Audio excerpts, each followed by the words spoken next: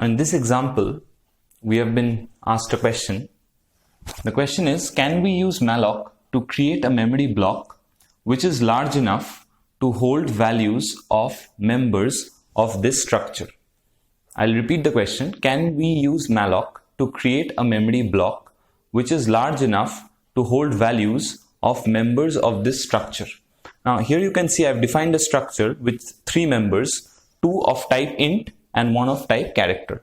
The question we have been asked is, can we use malloc to allocate a memory block which is large enough to hold values of this structure, right? Values of members of this structure. Now the first thing to answer this question that we must keep in mind is, we can do this, right? We can do this. That's the first part of it. Yes, it can be done. Now the question is, how can you do it? Now before going into malloc, one thing you must keep in mind is, what if I do this? Let's say I write printf %d size of struct demo. Okay, now size of is an operator. If you can recollect, size of is an operator which returns the size in bytes. Size of what? Size of either a data type or a variable. Now, what have I passed to the size of operator?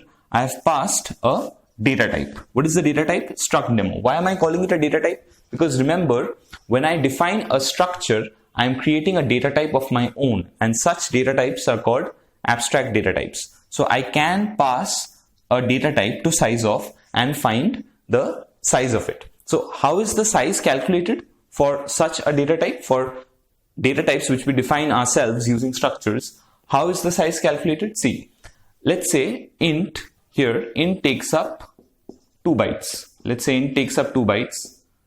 Here also it will be 2 bytes. And let's say char takes up 1 byte, right? So 2 plus 2, 4, 4 plus 1, 5. So the answer that I'll get here, the output will be 5. And this 5 is in terms of bytes. So using size of, I am able to find the amount of space that a variable of this type, of demo type, will require. So a variable of type demo will require 5 bytes of space. 2 bytes for F1, 2 bytes for F2, and 1 byte for F3. Now can I use malloc to add dynamism to this structure?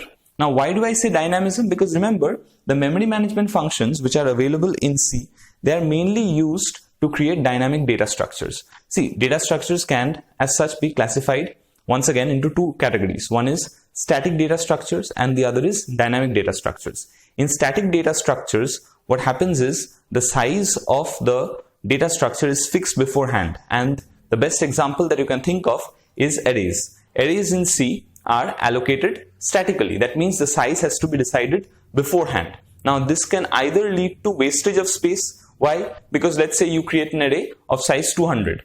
Okay, you create an integer array. Let's say you create an integer array of size 200, but you end up using only 50 locations of it. So 150 locations are wasted. Now, on the other hand, let's say you create an array of size 10. And suddenly, while writing the program, you realize that no, you require more than 10 units of space. Let's say you require 20 units of space. So creating a static data structure has its own pitfalls. Either you will run out of space or you will be wasting space. Dynamic data structures overcome this disadvantage. How do they overcome the disadvantage? They overcome the disadvantage by allocating the size of the memory block at runtime. So the amount of memory that I require, I can defer that requirement. I can defer the need of telling the compiler about my requirement till runtime, which cannot be done with static data structures. That is why I have to declare the size beforehand. But with dynamic data structures, I can defer the declaration till runtime. So as a result, what I can do is, I can take user input at runtime, and according to the value that the user enters, I can allocate that amount of space. And for dynamic data structures, so the most common example of dynamic data structure would be linked lists, which we are currently focusing on. Now, dynamic data structures what they do is they use these memory management functions. Remember, malloc is not the only memory management function which is used. Along with malloc, you have calloc for continuous or contiguous allocation, which allocates an array of bytes. You also have realloc, which is used to reallocate or make changes to the amount of memory you have allocated beforehand. And you also have the free function, which is used to deallocate space which was allocated previously to your program. Now, all this memory comes from a portion of the main memory called the heap. The heap is a portion. There is a data structure called heap as well. But this heap that I'm talking about, this heap is used to allocate memory at runtime. So you mainly have 4 portions of memory. Okay, I'll just explain this. It will just take me a minute. So you have the text portion. In the text portion, what you have is your program code. Then you have the data portion. Now in this data portion, what you have is your global variables and your static variables. Then you have your, pardon me for that. Then you have your heap. Now from this heap, what happens is memory is allocated dynamically. So whenever I use malloc or whenever I use calloc or realloc, memory comes from this portion. It comes from the heap. And ultimately, right on top, you have the stack. And what do you have in the stack? In the stack, you have your local variables of a function. So this is how a program looks like. Okay. This is how a program looks like. It has 4 portions. It has the text, it has the data, it has the heap, and it has the stack. From the heap, memory is allocated at runtime. Okay, so I hope this is understood. Now, coming back to our problem. See, can we use malloc with structures? Yes, we can. Let's see how. So what I do is I write malloc and then I write size of. How much amount of memory do I want? I want memory sufficient enough to be able to hold values of this structure. I want memory which is sufficient to hold values of these members. So if I write size of, so how can I get the total size of all members of a structure? How can I get the total size required to hold all members of a structure? I can get it using the name of the structure itself. So I'll say size of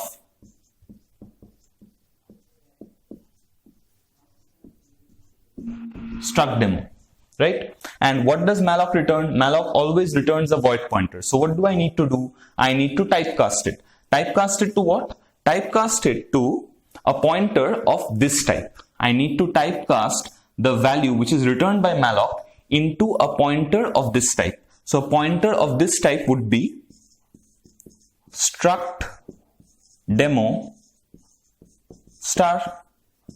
And like I mentioned in the previous video, the pointer which will hold the first byte of the allocated space, right? Malloc will allocate how much amount of space? It will allocate 5 bytes of space and it will return the address of the first byte. So the address of the first byte has to be stored. Of course, addresses are stored inside pointers. So the address of the first byte which is returned will also have to be stored inside a pointer.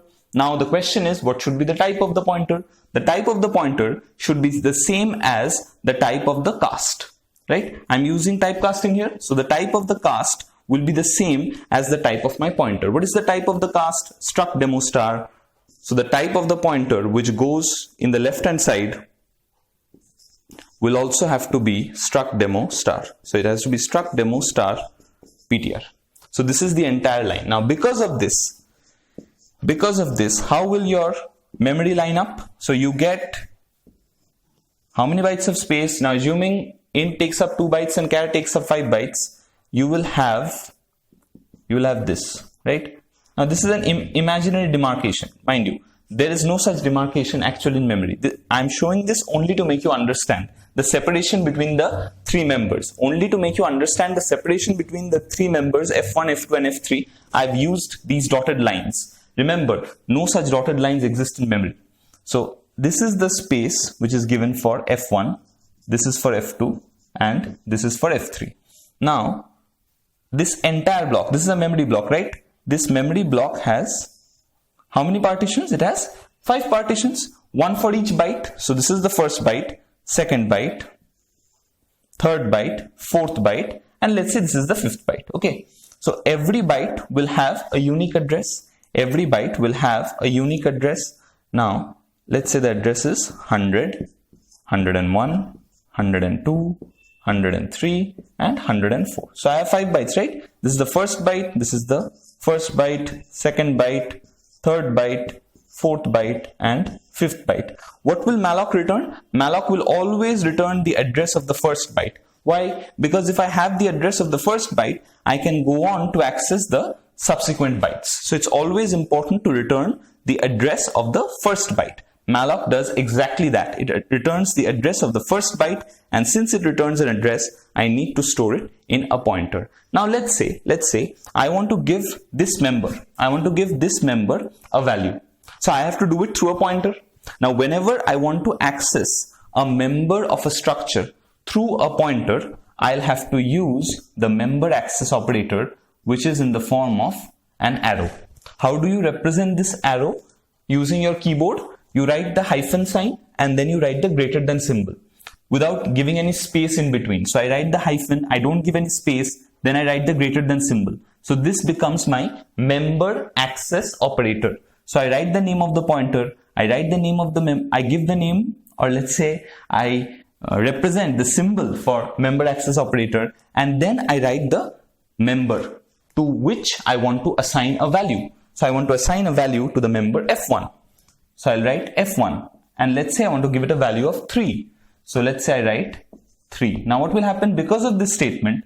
This value of 3 now goes inside this portion. So this entire byte takes up the value of 3. Okay, so this is how you can use pointers to access the members of a structure. And this is how you can use malloc with structures. Okay, so I hope this helps. Now in the subsequent videos, what I'll do is I'll take up linked lists in detail, and there we'll see how we can use self-referential structures to create nodes which are the basic units of any linked list that you can think of. I hope this helps. Please make sure that you leave your comments in the section given below. I'll definitely get back to all of you. If you have any doubts, please feel free to ask. I hope this helps. Thank you so very much.